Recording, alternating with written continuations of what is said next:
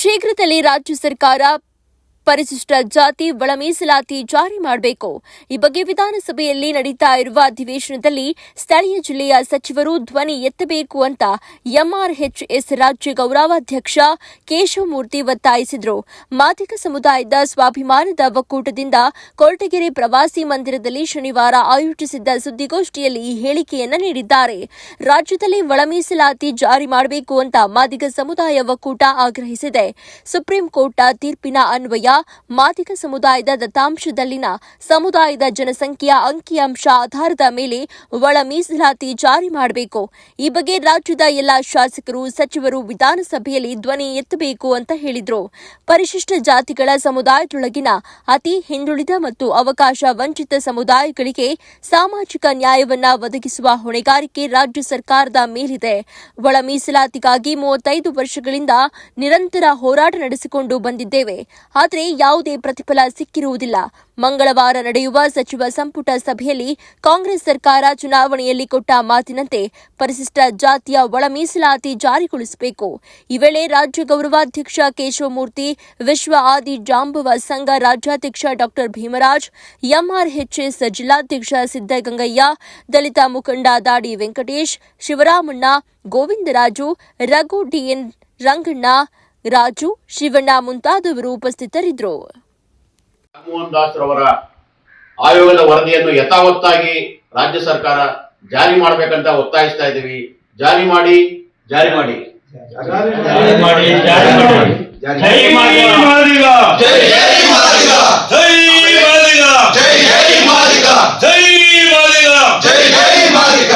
ಮುಂದಿನ 19ನೇ ತಾರೀಕು ವಿಶೇಷ ಸಂಪುಟದಲ್ಲಿ ನೀವೇನಾದ್ರು ತೀರ್ಮಾನ ತಗೊಳ್ಳಿಲ್ಲ ಅಂದ್ರೆ 150 ಕ್ಷೇತ್ರಗಳಲ್ಲಿ ಒಳ ಮೀಸಲಾತಿ ಪರ ಧ್ವನಿ ಎತ್ತದೇ ಇರತಕ್ಕಂತ ಶಾಸಕರುಗಳನ್ನ ಬಹುಸಂಖ್ಯಾತರಿರ್ತಕ್ಕಂಥ ಮಾದಿಗ ಸಮುದಾಯವು ಸೋಲಿಸುವಂತ ಕೆಲಸ ಮತಜಾಗೃತಿ ಆಂದೋಲನದ ಮೂಲಕ ಮಾಡ್ತೀವಿ ಅಂತ ಸರ್ಕಾರಕ್ಕೆ ಎಚ್ಚರಿಕೆಯನ್ನ ಕೊಡ್ತಾ ಇದ್ದೀವಿ. ಯಾವ ರೀತಿ ಮಾಡ್ಬೇಕು ಅಂತ ಅವರಿಗೆ ಒಂದು ಸೂಚನೆ ಕೊಡ್ಲಿ. ಇಲ್ಲ ಅವರಿಬ್ಬರನ್ನ ಯಾರು ಹೇಳ್ತಾರೆ ಅವರಿಬ್ಬರನ್ನ ಕುಡಿಸ್ಬಿಟ್ಟು ವರದಿ ಮಾಡ್ತದ, ಅದಾದ್ರೂ ಮಾಡ್ಲಿ. ಯಾಕೆಂತಂದ್ರೆ ಒಬ್ಬ ನ್ಯಾಯಮೂರ್ತಿಗಳು ಮಾಡತಕ್ಕಂಥ ವರದಿ ನೀವು ತಿರಸ್ಕಾರ ಮಾಡ್ತೀರಿ ಅಂತಂದ್ರೆ ಇನ್ ಯಾವ ನ್ಯಾಯಮೂರ್ತಿ ವರದಿ ನಿಮ್ಗೆ ಬೇಕು, ಯಾವ ರೀತಿ ಬೇಕು ಹೇಳಿ. ಎಲ್ಲರೂ ಕೂಡ ಯಾವ್ದು ಒಂದಲ್ಲ. ಸದಾಶಿವ ಆಯ್ತು ವರದಿ ಆಯ್ತು, ಅದು ಅಪ್ರಸ್ತುತ. ಕಾಂತರಾಜ್ ವರದಿ ಆಯ್ತು, ಅದು ಅಪ್ರಸ್ತುತ. ನಾಗಮೋಹನ್ ದಾಸ್ ವರದಿ ಅದು ಸುಟ್ಟಾಕೋದು. ಏನ್ ಸರ್ ಇದು ಅರ್ಥ ಆಗ್ತಾ ಇಲ್ಲ ಖಂಡಿತವಾಗ್ಲು. ಅದರಿಂದ ನಮ್ಗೆ ತಾಳ್ಮೆ ಇಲ್ಲ ಸರ್. ಅವ್ರು ಏನು 15% ಬೇಕಾದ್ರೆ ತಗೊಳ್ಳಿ ಸರ್. ಯಾರು ಅಡಚಣೆ ಮಾಡ್ತಾ ಇದ್ರೆ ಅವರು 10 ಅಂದ್ರೆ 15% ತಗೊಳ್ಳಿ, ನಮ್ಗೆ ಅಭ್ಯಂತರ ಇದೆ. ನಾವ್ ಯಾವತ್ತೂ ಇರೋ ಮಾಡ್ತಾರಲ್ಲ, ಎಲ್ಲಾ ಸಮಾಜಕ್ಕೂ ಅನುಕೂಲ ಆಗ್ಲಿಕ್ಕಂತದ್ದೇ ಹೋರಾಡಿದ್ರು. ಅದರಿಂದ ನಮ್ಗೆ ಏನು 8% ಕೊಡ್ಬೇಕಾಗಿತ್ತು ಬೇಡ, ಸದ್ಯಕ್ಕೆ ನೋಡೋಣ. ಈಗ 6% ಏನು ಇವಾಗ ಸದಾಶಿವ ಆಯೋಗದಲ್ಲೂ 6% ಹೇಳಿದ್ದಾರೆ, ಕಾಂತರಾಜ್ ವರದಿಲೂ 6% ಹೇಳಿದ್ದಾರೆ, ನಾಗಮೋಹನ್ ದಾಸು 6% ಹೇಳಿದ್ರೆ, ಸುಪ್ರೀಂ ಕೋರ್ಟ್ ಅದನ್ನೇ ಹೇಳಿದೆ. ಆ ಪ್ರಕಾರ 6% ಕೊಟ್ಬಿಡಿ. ನೀವು ಆಮೇಲೆ ಏನ್ ಬೇಕಾದ್ರೆ ಮಾಡ್ಕೊಳ್ಳಿ. ಅವ್ರಿಗೆ 5 ಆದ್ರೆ 6 ಆದ್ರೆ 7 ಕೊಡಿ. ನಮ್ಗೆ ಇರೋದಾಗಿಲ್ಲ. ನಮ್ಗೇನು 6% ಕೊಡ್ಬೇಕು ಅಂತ ಹೇಳಿದ್ಯೋ. ಈ ಸಮುದಾಯ 30 ವರ್ಷಗಳಿಂದ ಎಷ್ಟು ಮಕ್ಕಳು ಅನ್ಯಾಯ ಆಗ್ತದೆ ಹೇಳ್ರಿ. ಅವರಿಗೆ ಜಾಬ್ಗಳಿಲ್ಲ, ಮುದುಕರಾಗ್ತಾ ಇದ್ದಾರೆ. ಇನ್ಯಾವತ್ತು ಅವ್ರಿಗೆ ಸೇಲ್ಸ ಸಿಗುತ್ತೆ? ಅದರಿಂದ ಇದನ್ನು ಮುಂದೂಡ್ತಕ್ಕಂತ ಏನು ಸಂಚಿದೆ ಅದನ್ನ ದಯವಿಟ್ಟು ಇವತ್ತಿಗೆ ಸ್ಟಾಪ್ ಮಾಡಿ. ಏನು 19ನೇ ತಾರೀಕು ವಿಶೇಷ ಸಚಿವ ಸಂಪುಟ ಇದೆ, ಆ ಸಚಿವ ಸಂಪುಟದಲ್ಲಿ ಜಾರಿ ಆಗಲೇಬೇಕು. ಜಾರಿ ಆಗದ ಪಕ್ಷದಲ್ಲಿ ಇಷ್ಟು ದಿವಸಗಳು 35 ವರ್ಷಗಳು ಏನು ನಾವು ವಿವಿಧ ರೀತಿಯ ಹೋರಾಟ ಮಾಡ್ಕೊಂಡು ಬರ್ತಾ ಇದೀವಿ. ಈಗ ನೆಕ್ಸ್ಟ್ ಅದಾಗಲೇ ಇದ್ರೆ 19ಕ್ಕೆ ನಾವು ವಿಭಿನ್ನವಾಗಿ ಶುರು ಮಾಡ್ಬೇಕಾಗುತ್ತೆ. ಪ್ರತಿಯೊಂದು ಮನೆಯವರನ್ನು ಕೂಡ ಕರೆದು ಬೀದಿಗೆ ಕುಳಿಸ್ಬಿಟ್ಟು ಮಾಡ್ಬೇಕಾಗುತ್ತೆ ಪ್ರತಿಭಟನೆ. ಇದು ರಾಜ್ಯದಲ್ಲಿ ಆಂದೋಲನ ಶುರುವಾಗುತ್ತೆ. ಇದು ಯಾಕೆಂತಂದ್ರೆ ಜನ ಎದ್ದು ಕುಣಿತಾ ಇದ್ದಾರೆ, ಏಕಪ್ಪ ಇಷ್ಟೆಲ್ಲ ಅನ್ಯಾಯ ಆಗ್ತಾ ಇದೆ ಅಂತ. ಅದರಿಂದ ಅವ್ರನ್ನ ಆ ಮಟ್ಟಕ್ಕೆ ಸರ್ಕಾರ ತಗೊಂಡು ಹೋಗ್ಬಾರ್ದು. ಮುಂದೆ ಏನಾದ್ರೂ ವ್ಯತ್ಯಾಸಗಳಲ್ಲಿ ಸರ್ಕಾರ ಜವಾಬ್ದಾರಿ ಆಗ್ಬೇಕಾಗುತ್ತೆ. ಅದರಿಂದ ನಾವು ಒತ್ತಾಯ ಮಾಡ್ತೀವಿ ಸರ್ಕಾರಕ್ಕೆ, ಸಿದ್ದರಾಮಯ್ಯನ ಮರ್ಯಾದೆ ಉಳಿಬೇಕು ಅಂದ್ರೆ. ನಾನು ಸಾಮಾಜಿಕ ನ್ಯಾಯ ಪರ ಇದ್ದೇನೆ, ನಾನು ಸಾಮಾಜಿಕ ನಡ್ಕೊಂಡು ಹೋಗ್ತೇನೆ, ಯಾರಿಗೂ ಅನ್ಯಾಯ ಆಗಕ್ಕೆ ಬಿಡಲ್ಲ ಅಂತಕ್ಕಂಥ ಏನು ಘೋಷಣೆ ಮಾಡ್ತಾ ಇದ್ರಿ ಅದನ್ನ ಉಳಿಸ್ಕೊಳ್ಬೇಕಾದ್ರೆ, ಮತ್ತೆ ಸರ್ಕಾರ ಏನು ಯೋಜನೆಗಳನ್ನು ಜಾರಿ ಮಾಡಿದ್ರಿ ಅದನ್ನು ಉಳಿಸ್ಕೊಳ್ಬೇಕಾದ್ರೆ ನೀವು ಅದನ್ನ 19ನೇ ಜಾರಿ ಮಾಡಲೇಬೇಕು. ಇದು ಸರ್ಕಾರದ ಗೌರವ, ನಿಮ್ಮ ಗೌರವ ಉಳಿಬೇಕಾದ್ರೆ 19ಕ್ಕೆ ಜಾರಿ ಮಾಡಬೇಕು ಅಂತ ಒತ್ತಾಯ ಮಾಡ್ತೀವಿ. ಇಲ್ಲ ಅಂದ್ರೆ 19ರ ನಂತರ ನಾವು ರಾಜ್ಯ ಮಟ್ಟದಲ್ಲಿ ನಾವು ಹೋರಾಟಗಳನ್ನ ಶುರು ಮಾಡ್ಲಿಕ್ಕೆ ನಾವು ಸಿದ್ಧರಾಗಿದ್ದೇವೆ. ನಾವು ಕೊರಟಗೆರೆಯವರು ಎಂಆರ್ಎಚ್ಎಸ್ ಜಿಲ್ಲಾಧ್ಯಕ್ಷನಾಗಿ ನಾನು ರಾಜ್ಯ ಸಮಿತಿಯ ಜೊತೆಯಲ್ಲಿ ನಾನು ಕೆಲಸ ನಿರ್ವಹಿಸ್ತಾ ಇದ್ದೀನಿ. ನಾವೊಂದು ಪ್ರಸ್ತುತವಾಗಿ ಈಗ ನಾವು ನಮ್ಮ ಹಿರಿಯರು, ನಮ್ಮ ಅನುಭವಿಗಳು ಹೇಳ್ದಂಗೆ ಎಲ್ಲ ವಿಧದಲ್ಲೂ ನಮಗೆ ಅನ್ಯಾಯ ಆಗಿದೆ. ಇದನ್ನ ಬಹಳ ಗಂಭೀರವಾಗಿ ನಾವು ಸಹೋದರರಾದಂತಹ ನಾವು ಏನು ವಲಯ ಮತ್ತು ಮಾದಿಗ ಸಮುದಾಯಗಳಿದ್ದೇವೆ ಇವುಗಳನ್ನ ಅರ್ಥ ಮಾಡಿಕೊಂಡು ಇದನ್ನ ಏನು ನಾವು ಹೆಚ್ಚಾಗಿ ಕೇಳ್ತಾ ಇಲ್ಲ ಅಂತೇಳಿ ನಮ್ಮ ಹಿರಿಯರು ಹೇಳ್ತಾ ಇದ್ರೆ ಈಗ ನಾವೆಲ್ಲ ಕೇಳಿ ಎಲ್ಲ ಹೇಳಿದ್ದಾಗಿದೆ. ಅನೇಕ ವರದಿಗಳು ನಾವು ಈಗಾಗಲೇ ಪ್ರಸ್ತುತಪಡಿಸಿದ್ದೀವಿ. ಸರ್ಕಾರದ ಮುಂದೆ ಸವಾಲು ಏನಪ್ಪಾ ಇರೋದಂದ್ರೆ ನಾವೇ ಅಂಟಮ್ಗಳೇ ಸರಿಯಾಗಿ ಹೋಗಿ ಒಪ್ಕೊಳ್ದಂಗಿರೋದು.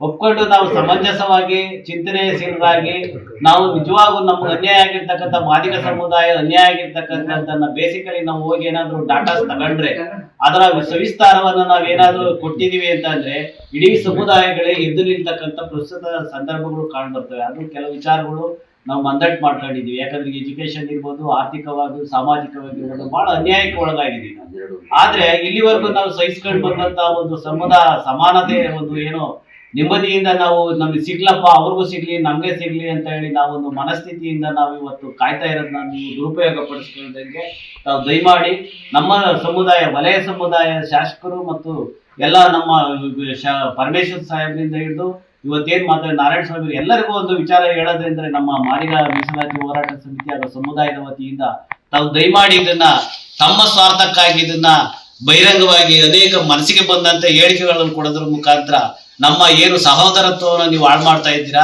ಒಂದು ಜೊತೆಗೆ ಸಹೋದರತ್ವ ಹಾಳು ಮಾಡ್ತಾ ಇದ್ದೀರಾ. ಒಂದ್ ಕಡೆ ಇದನ್ನ ಮುಂದೆ ಇದೇನು ಇವತ್ತು ಆಗ್ಬೇಕಾಗಿದ್ದದನ್ನ ತಡೆಯನ್ನ ಮಾಡ್ತಾ ಇದ್ದೀರಿ. ಇದು ಸಾಧುವಲ್ಲ ಇದು.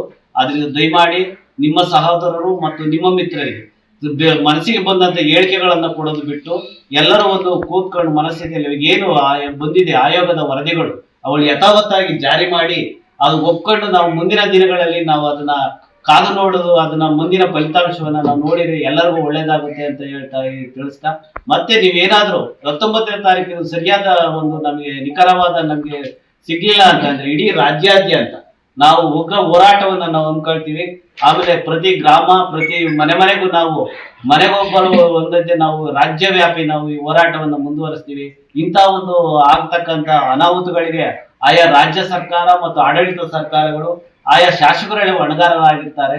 ದಯಮಾಡಿ ಇದನ್ನ ಅರ್ಥ ಮಾಡ್ಕೊಳ್ಳಿ. ನಾವು ಇದನ್ನ ಮತ್ತೊಮ್ಮೆ ನಾವು ಎಲ್ಲರ ಪರವಾಗಿ ನಾವು ಮನವಿ ಮಾಡ್ಕೊಳ್ತೀವಿ. ನಾವು ತುಮಕೂರಲ್ಲಿ ಈಗ ನಮ್ಮ ಕೇಶವಮೂರ್ತಿ ಅವರು ಹೇಳಿದಂಗೆ ಈಗ 19 ತಮಟೆ ಚಳವಳಿ ಸೋಮವಾರ ತಮಟೆ ಚಳವಳಿ 18ಕ್ಕೆ ರಾಜ್ಯಾದ್ಯಂತ ತಮಟೆ ಚಳವಳಿನ ನಾವು ಆಯೋಜಿಸಿದೀವಿ. ಈ ತರ ಘಟನೆಗಳನ್ನು ನಡ್ಕೊಂಡು ವಿಕೋಪಕ್ಕೆ ಹೋದಾಗ ಇದರಿಂದ ಫಲಿತಾಂಶ ನಮ್ಗೆ ಇದು ಅದು ಸಾಧು ಅನ್ಸೋದಿಲ್ಲ. ಆದ್ರಿಂದ ದಯಮಾಡಿ ಇದನ್ನ ಮತ್ತೊಮ್ಮೆ ಎಲ್ಲರಿಗೂ ನಮ್ಮ ಏನಿದೆ ಅದನ್ನ ನಿವಾರಣೆ ಮಾಡ್ಕೊಳ್ಳಕ್ಕೆ ನಾವು ಎಲ್ಲಾ ರೀತಿಯ ಪ್ರಮುಖವಾದ ಮಾದಿಗ ಬಹುಸಂಖ್ಯಾತ ಕ್ಷೇತ್ರಗಳನ್ನ ಗುರುತಿಸಿ ಜನಾಂದೋಲನವನ್ನ ಕ್ರಿಯೇಟ್ ಮಾಡಿ ಮತ ಜಾಗೃತಿ ಆಂದೋಲನವನ್ನ ಮಾಡಿ ಯಾರು ಕಾಂಗ್ರೆಸ್, ಜೆಡಿಎಸ್ ಮತ್ತು ಬಿಜೆಪಿ ಮೂರೂ ಪಕ್ಷದಲ್ಲಿ ಯಾರು ನಮ್ಮ ಒಳ ಮೀಸಲಾತಿ ಪರವಾಗಿ ಧ್ವನಿ ಎತ್ತೋದಿಲ್ವೋ ಆ ಶಾಸಕರುಗಳು ನಾವು ಸೋಲಿಸೋದಕ್ಕೆ ನಿರ್ಧಾರವನ್ನ ಪ್ರಕಟಣೆ ಮಾಡೋದಕ್ಕೋಸ್ಕರ ನಮ್ಮ ಒಕ್ಕೂಟದಿಂದ ಇವತ್ತು ಪತ್ರಿಕಾಗೋಷ್ಠಿಯನ್ನು ಕರೆದಿದ್ದೀವಿ. ಇದನ್ನ ನಾವು ಸರ್ಕಾರಕ್ಕೆ ಎಚ್ಚರಿಕೆಯಾಗಿ ಕೊಡ್ತಾ ಇದ್ದೀವಿ. ಈಗೇನು 19ನೇ ತಾರೀಕು ಕರೆದಿರ್ತಕ್ಕಂಥ ಮಂಗಳವಾರ ವಿಶೇಷ ಅಧಿವೇಶನ ಏನಿದೆ ಅಲ್ಲಿ ತುರ್ತಾಗಿ ತೀರ್ಮಾನ ತಗೋಬೇಕು. ಅದ್ರಲ್ಲಿ ಬಹಳ ಪ್ರಮುಖವಾಗಿ ನಾವು ಹೇಳಿರ್ತಕ್ಕಂಥದ್ದು, ನೀವೇನಾದ್ರೂ ನಿಜವಾಗ್ಲೂ ಅದನ್ನ ಸರಿ ಮಾಡಬೇಕು ಅಂತಿದ್ರೆ, ಯಾರು ಕೂಡ ಕೋರ್ಟ್ಗೆ ಹೋಗ್ಬಾರ್ದು, ಕೋರ್ಟ್ ಹೋಗದೆ ಇರೋ ತರ ಆಗ್ಬೇಕು ಅಂತಿದ್ರೆ ನೀವು ಒಂದು ಕಾನೂನು ಸಚಿವರಾದ HK ಪಾಟೀಲ್ ಅವರ ನೇತೃತ್ವದಲ್ಲಿ ಒಂದು ಸಣ್ಣ ಉಪಸಮಿತಿಯನ್ನ ರಚನೆ ಮಾಡಿ ಕೇವಲ 3-4 ದಿನ ಇಲ್ಲ 1 ವಾರ ಟೈಮ್ ತಗೊಂಡು ಎಲ್ಲಾ ಸಮುದಾಯಗಳು ಅವರವರ ಅಹವಾಲುಗಳು ಏನಿದೆ ಅದನ್ನ ಸ್ವೀಕಾರ ಮಾಡಿ ಆ ಕೂಡಲೇ ನಾಗಮೋಹನ್ ದಾಸ್ ಅವರು ಇರಬೇಕು, HK ಪಾಟೀಲ್ ಅವರು ಇರಬೇಕು, ಮತ್ತೆ ಮಾನ್ಯ ಮುಖ್ಯಮಂತ್ರಿಗಳು ಇರಬೇಕು ಆ ಒಂದು ಉಪಸಮಿತಿ ಒಳಗೆ. ಮತ್ತೆ ಪರಿಶಿಷ್ಟ ಜಾತಿಗಳು ಯಾರು ಕೂಡ ಆ ಉಪಸಮಿತಿಯಲ್ಲಿ ಇರಬಾರದು. ಯಾಕಂದ್ರೆ ಪರಿಶಿಷ್ಟ ಜಾತಿಗಳು ಇರತಕ್ಕಂಥ ಅಹವಾಲುಗಳನ್ನ ಅವ್ರು ಏನಿದೆ ಅದನ್ನ ಕೊಡೋದಕ್ಕೆ ಅನುಕೂಲ ಆಗುತ್ತೆ ಕಾನೂನು ಸಚಿವರಿಗೆ. ಅದನ್ನ ಏನಾದ್ರು ಪರಿಷ್ಕರಣೆ ಮಾಡಿ ಕೂಡಲೇ ಅದನ್ನ ಜಾರಿ ಮಾಡ್ರಿ. ಇಲ್ಲ ಅಂತಂದ್ರೆ ನೀವು ತಮಿಳುನಾಡು ಮಾದರಿಯಲ್ಲಿ ನಮ್ಗೆ ಈಗಾಗಲೇ 2012 ಸದಾಶಿವ ಆಯೋಗದಿಂದ ಹಿಡಿದು ಮಾಧುಸ್ವಾಮಿ ಆಯೋಗದಿಂದ ಹಿಡಿದು ನಾಗಮೋಹನ್ ದಾಸ್ ಅವರ ಆಯೋಗದಿಂದ ಹಿಡಿದು ಎಲ್ಲರೂ ಕೂಡ 6% ನಿಗದಿಪಡಿಸಿರೋದ್ರಿಂದ ಈ 6% ಅನ್ನ ನಮ್ಮ ಮಾದಿಗ ಸಮುದಾಯಕ್ಕೆ ಕೊಟ್ಟುಬಿಟ್ಟು ಅದನ್ನ 9th ಶೆಡ್ಯೂಲ್ ಅಲ್ಲಿ ಸೇರಿಸಿ ತಮಿಳುನಾಡು ಮಾದರಿಯಲ್ಲಿ ಅದನ್ನ ಕ್ಲಿಯರ್ ಮಾಡ್ರಿ. ಉಳಿದಂತ ಸಮುದಾಯಗಳು ಏನಿದೆ ಅವ್ರ ಗೊಂದಲಗಳನ್ನ ಬೇಕಾದ್ರೆ ನಿಧಾನಕ್ಕೆ ನಿವಾರಿಸ್ಕೊಂಡು ಆಮೇಲೆ ಬೇಕಾದ್ರೆ ವರ್ಗೀಕರಣ ಮಾಡಿ ಅಂತ ಅಂದ್ಬಿಟ್ಟು ನಾವು ಸರ್ಕಾರವನ್ನ ಒತ್ತಾಯ ಮಾಡ್ತಾ ಇದ್ದೀವಿ. ಇವತ್ತಿನ ಮುಖ್ಯ ಉದ್ದೇಶ ಪತ್ರಿಕಾಗೋಷ್ಠಿಯಲ್ಲಿ ಕರ್ನಾಟಕ ರಾಜ್ಯದಲ್ಲಿ ಬಹುಸಂಖ್ಯಾತ ಮಾದಿಗರಿಗೆ ಒಳ ಮೀಸಲಾತಿ ಅವಶ್ಯಕತೆ ಇದೆ. ಒಳ ಮೀಸಲಾತಿಗಾಗಿ 35 ವರ್ಷಗಳ ಹೋರಾಟದ ತಾರ್ಕಿಕ ಅಂತ್ಯಕ್ಕೆ ಬಂದಿದೆ. ನಮ್ಮೊಟ್ಟಿಗೆ ನಮ್ಮ ಹೋರಾಟದ ಇದು ಪ್ರತಿಫಲ ಸುಪ್ರೀಂ ಕೋರ್ಟು ಸಹ ಅದನ್ನ ಅರ್ಥಕೊಂಡು 1/8/24 ರಾಜ್ಯಗಳಿಗೆ ಒಳ ಮೀಸಲಾತಿ ಕೊಡೋದಕ್ಕೆ ಅಧಿಕಾರ ಇದೆ ಅಂತ ಕೊಟ್ಟು 1 ವರ್ಷ 1 ತಿಂಗಳು ಆಗ್ತಾ ಬಂತು. ಆದಾಗ್ಯೂ ಕರ್ನಾಟಕ ರಾಜ್ಯದಲ್ಲಿ ಇರ್ತಕ್ಕಂಥ ಕಾಂಗ್ರೆಸ್ ಸರ್ಕಾರ ಎಚ್ಚೆತ್ತುಕೊಂಡಿಲ್ಲ. ಬಂಧುಗಳೇ, ಒಂದು ಇತ್ತೀಚೆಗೆ ಮೈಸೂರಿನಲ್ಲಿ ಉರಿಪೆದ್ದಲಿಂಗ ಮಠ ಅಂತ ಇದೆ. ಆ ಮಠದ ಸ್ವಾಮೀಜಿ ಬಂದು ಜ್ಞಾನ ಪ್ರಕಾಶ ಅವರು ಒಂದು ಸಮುದಾಯದ ಪರ ನಿಂತುಬಿಟ್ಟು ಮೊನ್ನೆವರೆಗೂ ಅವರು ಅಂಬೇಡ್ಕರ್ ವಾದಿ, ನಾನು ಅಂಬೇಡ್ಕರ್ ಪರ, ಅಂಬೇಡ್ಕರ್ ಚಿಂತನೆಗಳು ಉಳ್ಳೋನು ಅಂತೇಳಿ ಮಾದಿಗರು ಮತ್ತು ಒಲೆಯ ಒಟ್ಟಿಗೆ ಇದ್ದಂತ ಸ್ವಾಮೀಜಿ ಈಗ ಏಕಾಏಕಿ ಒಂದು ಕಡೆಗೆ ನಿಂತು ನಾವು ಬಲಗೈನವರಾದಂತ ಛಲವಾದಿಗಳು ಒಳ ಮೀಸಲಾತಿನೇ ಕೇಳಿಲ್ಲ, ಒಳ ಮೀಸಲಾತಿ ಬೇಡ ಅನ್ನೋಂತ ಮಾತುಗಳು ಆತನ ಬಾಯಲ್ಲಿ ಬಂದು, ಅದಕ್ಕೆ ನನ್ನ ಪ್ರತಿರೋಧ ಇದೆ. ಮಾದಿಗರೇ ಒಳ ಮೀಸಲಾತಿ ಕೇಳಿದ್ದೆ ಆದ್ರೆ ಆಯ್ತು, ನಾವು ಹೋರಾಟ ಮಾಡ್ತಾ ಇದ್ದೀವಿ, ನಾವೇನು ನಿಮ್ ಪಾಲನೆ ಕೇಳ್ತಾ ಇಲ್ಲ. ಇದಕ್ಕೆ 3 ಆಯೋಗಗಳು ರಚನೆ ಆಗಿದೆ. ಎಲ್ಲರೂ ಹೇಳಿರೋದು ಮಾದಿಗರು ಬಹುಸಂಖ್ಯಾತರು, ನೀವು ಎಷ್ಟು ಮೀಸಲಾತಿ ಕೊಡ್ತೀರೋ ಅಷ್ಟನ್ನು ಕೊಟ್ಟು ಬಿಡಿ, ನಮ್ಮನ್ನ ಹೊರಗಡೆ ಹಾಕಿ ಅಂತಂದ್ರೆ ನಮ್ಮ ಬೇಡಿಕೆ. ಇದನ್ನ ಕಾಂಗ್ರೆಸ್ ಅರ್ಥ ಮಾಡ್ಕೋಬೇಕು. ಸಿದ್ದರಾಮಯ್ಯನವರು ಇದನ್ನ ಬಹು ಬೇಗ ಜಾರಿ ತರೋದ್ರ ಮುಖ್ಯನ ಈ ಮಾದಿಗರಿಗ ಅನ್ಯಾಯನ ಸರಿಪಡಿಸ್ಬೇಕು ಅಂತೇಳಿ ಈ ಪತ್ರಿಕಾಗೋಷ್ಠಿ ಮುಖ್ಯನ ಒತ್ತಾಯಿಸ್ತಾ ಇದ್ದೀವಿ. ಇವರೇನಾದ್ರು ಈ 16ಕ್ಕಿದ್ದಂತ ಸಂಪುಟ ಸಭೆನ 16ಕ್ಕಿತ್ತು 16ದನ್ನ ನಮ್ಮ ಶಾಸಕರ ಮನೆ ಒಳಗೆ ಒಂದು ಸಭೆಯನ್ನ ನಡೆಯುತ್ತೆ. ಆ ಸಭೆ ಆದ ನಂತರದ ಗಂಟೆಗಳಲ್ಲೇ ನೀವು 19ಕ್ಕೆ ಮುಂದಕ್ಕಾಗ್ತೀರ ಅನ್ನೋದಾದ್ರೆ ಪ್ರಭಾವಿ ವ್ಯಕ್ತಿಗಳಾದಂತ ನನ್ನ ಕ್ಷೇತ್ರದ ಶಾಸಕರಾದ ಪರಮೇಶ್ ಅವರು ಮಾದಿಗರ ಕಡೆ ಕೃಪೆ ತೋರಿಸ್ತಾರೋ ಏನ್ ಮಾಡ್ತಾರೋ ನನಗೆ ಗೊತ್ತಿಲ್ಲ. ಅವರು ಸಹ ಮತ್ತೆ ಎಚ್ ಮಹದೇವಪ್ಪನವರು, ನಮ್ KH ಮುನಿಯಪ್ಪನವರು, RB ತಿಮ್ಮಪ್ಪನ್, ಇವ್ರು 4 ಜನ ಮನ್ಸು ಮಾಡಿದ್ರೆ ಇಡೀ ರಾಜ್ಯಾದ್ಯಂತ ಇರ್ತಕ್ಕಂಥ ಒಳ ಸಮಸ್ಯೆನ ಬಗೆಹರಿಸಿ ಜಾರಿ ತರ್ಬೋದು. 19ನೇ ತಾರೀಕಿಗೆ ಆದ್ರೂ ಮತ್ತೆ ಮುಂದೂಡ್ದಲೆ ತಪ್ಪದ 19ನೇ ವಿಷಯ ಸಂಪುಟ ಇದ್ರೊಳಗೆ ಇದನ್ನ ಚರ್ಚೆ ಮಾಡಿ ಈಗ ನಡೀತಕ್ಕಂಥ ಅಧಿವೇಶನದಲ್ಲೇ ಇಟ್ಟು ಜಾರಿ ಮಾಡಬೇಕು.